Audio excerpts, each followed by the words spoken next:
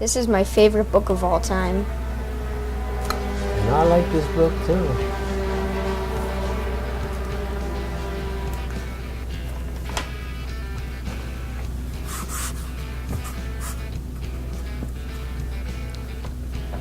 How's that?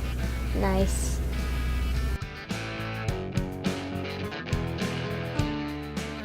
Did you know Mario Andretti was a war refugee? In this segment, we got to talk about his life in Italy as a child and his family adventure to America. I asked him what was it like to see the Statue of Liberty for the first time. You were from Italy and you were born in 1940, basically in pretty much right before World War II. Yes, it was basically by the time I was old enough to sort of realize what was going on around me. The war was already started, and I knew of nothing but war.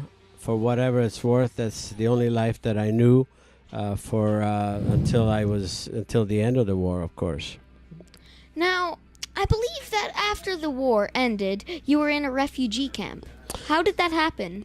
Well, where I was born in Italy, that region was occupied after the war. Was occupied by Yugoslavia, because Italy lost the war, unfortunately, and we were trapped inside a communist country, and we had a choice.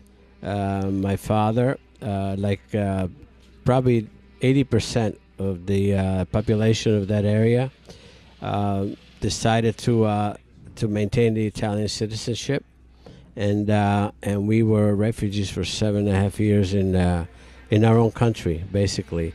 So our refugee camp was in Lucca, in Tuscany, and we were there 7.5 years before we came to the United States. Okay, so what was it like to see the Statue of Liberty for the first time? That was unforgettable sight for many reasons. Obviously, this is when we entered a new world. It was 5 in the morning, June 16th, 1955, a beautiful morning.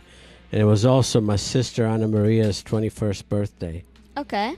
So as you could see, it was just interesting that all of these events happening, and then there was a Statue of Liberty and a new world and new life for us.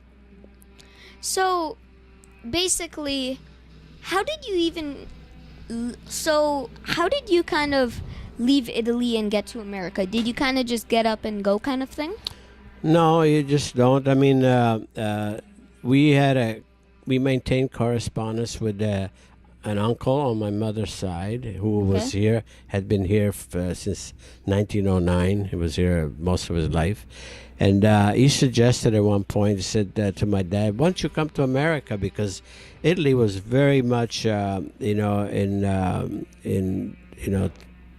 very bad shape, like all of Europe after the war, and unemployment was rampant and all of that. So, and my Uncle Tony, just thought that it could be a better future for us to come to America. So my dad actually applied for visas in 1952. Yeah.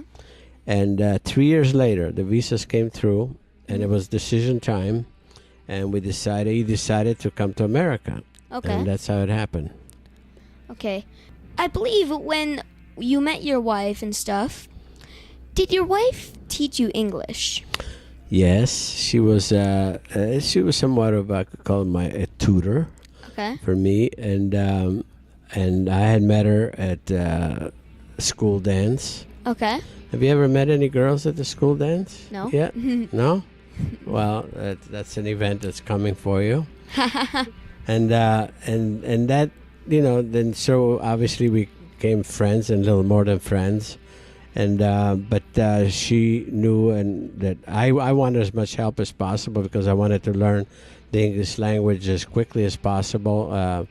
I had 3 years of English in school in Italy before we came over, so I had knowledge of grammar and so forth, but the practical side wasn't there. And but again, Dee Ann helped me accelerate the learning curve of the language, and